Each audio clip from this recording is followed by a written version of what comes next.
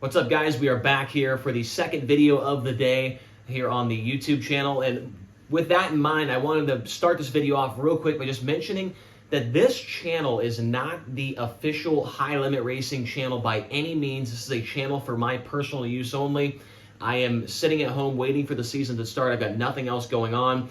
So I figured might as well get the YouTube channel going. And I want to just mention that this is in no way an official channel for the High Limit Sprint Car Series. This is my own personal channel.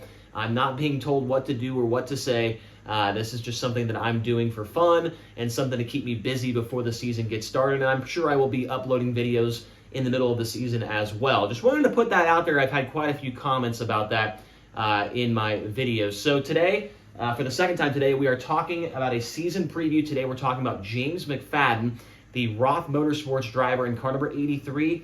McFadden, as of the time of this recording, at 34 years old, and the car is crew chief by Brent Ventura.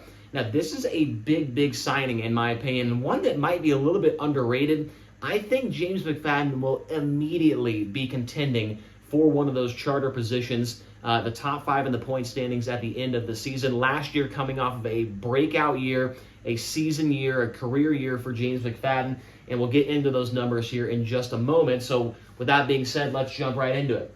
So for the last 3 seasons, James McFadden has been a full-time driver with the World of Outlaws series, and in 2021, he was actually driving the Casey Kane Racing number 9 car, and McFadden in 2021 actually missed the first 6 races due to, it was like visa issues or something, trying to get him from Australia to the United States. Obviously, that was still kind of around the pandemic time, and there was issues getting people to and from different countries, and so McFadden did not run the first 6 races. So the races that he did run, he ran 71 times. He made the show in 70 of them, only missed 1 show in 2021. Was able to get 2 wins, 20 top 5s, 51 top 10s, 66 laps led, an 8.2 average finish, and he was 7th in the point standings for his first ever time being full-time with a touring series like the World of Outlaws. 2022, he gets better as far as the starts go. He does not miss a single main event, 69 for 69. That is definitely pretty nice. But the problem is he went down in wins. Only 1 win in 2022. And if you were an avid viewer of the World of Outlaws, if you followed it closely, you knew that McFadden was snake-bitten all year long, was leading some races or right there in the hunt, and something would seem to happen almost every time. He didn't get a win until like the 3rd or 4th to last race of the year at Lakeside. So 22 top 5s, so that number goes up, but his top 10s do dip down to 39, 41 laps led, an average finish of 9.9, and once again, he was 7th in the points, and that was his first year driving the Roth Motorsports 83. So 2021, KKR 9, 2022, Roth Motorsports 83. 2023, he comes back for more. Obviously, this year is the year where they had the tire scandal. Who knows what actually happened there? But McFadden gets docked 500 points in the Owners' Championship and the Drivers' Championship, and gets suspended for 4 races. So those 4 races are actually not calculated into this number. These are the races that he actually showed up to and was in the pit area. So he was 62 for 68 in the start category in 2023. He had 6 wins, 19 top 5s, 40 top 10s, 270 laps led, a 9.8 average finish, and he was credited with 10th in the point standings. But before this video started, I did some calculations, and if you would have taken those 4 races and added in what his average finish would have been, which was almost 10th, I put 10th down, added those points in there, plus the 500 points from that tire issue, he would have finished 8th in the point standings. So 7th, and what would have been 8th in 2023 for James McFadden. So now this year, obviously, he's going to be running with the High Limit Series. His teammate Buddy Kofoid will be on the World of Outlaws side of things.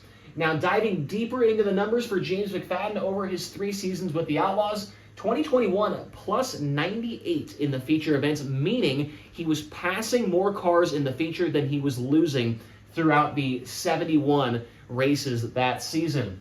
A 9.5 qualifying average, 26 dash appearances, and he was in the B main on 6 occasions in 2021. 2022, the plus-minus number does go down, but it is still in the positive at plus 52. Qualifying average barely dips down to 9.6. He does get more dash appearances at 27, but he also gets more B-main appearances at 13 in 2022. And in 2023, the number goes down a little bit again for the plus minus, but it's still in the positive at plus 43. Qualifying average at the worst of these 3 seasons at 10.1, 27 dash appearances, and this time with 14 appearances in a B-main or a last chance showdown. Now let's go right here to the big wins category, and McFadden does have a lot of wins in his career with not only the Outlaws, but with the All-Stars as well as some other series around the country, and obviously in his native Australia.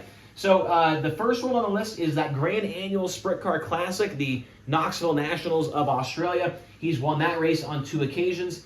The Jason Johnson Classic with the Outlaws, he's won that. He won last year's Front Row Challenge, which is that race leading up to the Knoxville Nationals. A lot of tough competition showing up there to the Southern Iowa Speedway. He won 360 Nationals. I know that's a 360 race, but a big race at the Knoxville Raceway.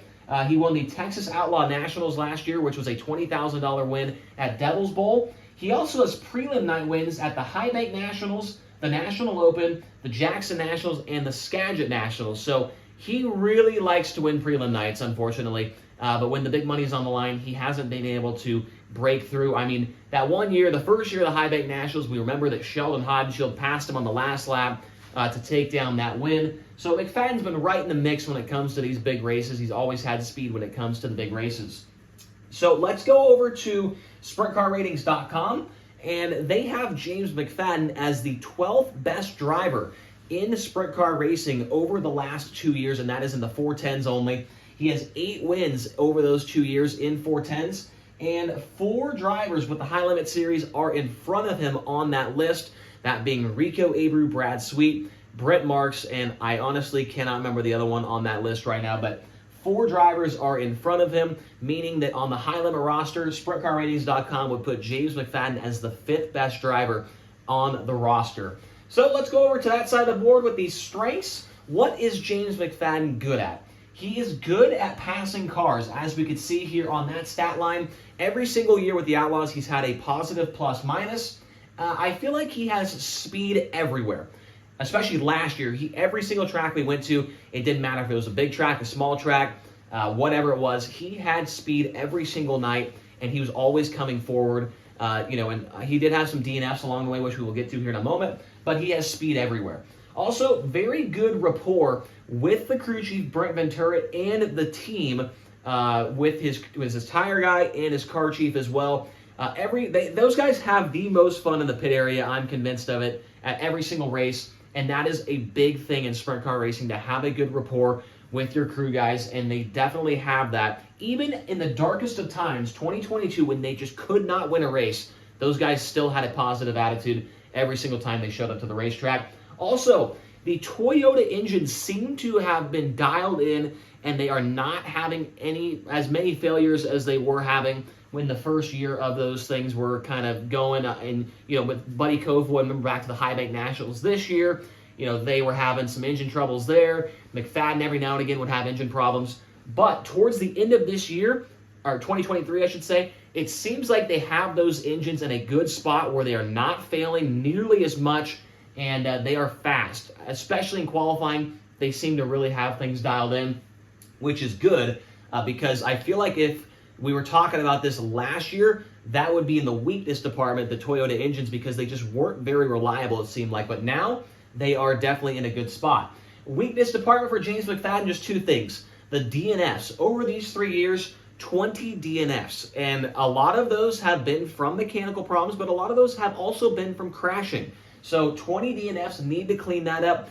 And 33 appearances in a B main over those 3 years with the Outlaws. So those numbers are pretty large, 20 and 33. So McFadden's going to need to clean those things up if he really wants to compete for a championship. Which leads me into the prediction. What do I think James McFadden is going to do? He puts a big wrinkle in this charter system, and he is immediately going to be, in my opinion, is going to be one of those guys competing for a charter. I think people sleep on James McFadden quite a bit for some reason.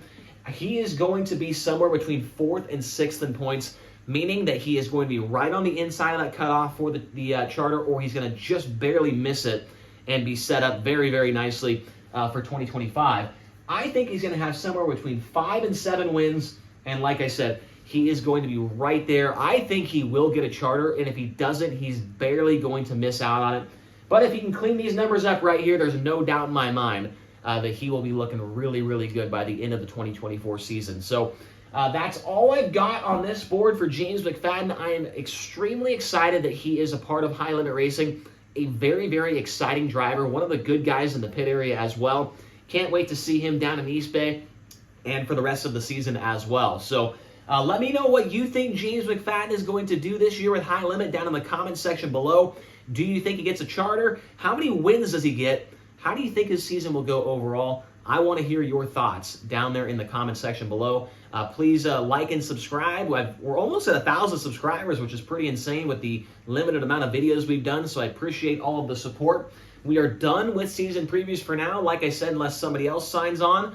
So we're going to be trying to do some different videos. I'm not really sure what they are yet. I've got one in mind, and hopefully that'll be coming out later this week. So thank you guys for all the support, and we'll see you in the next video.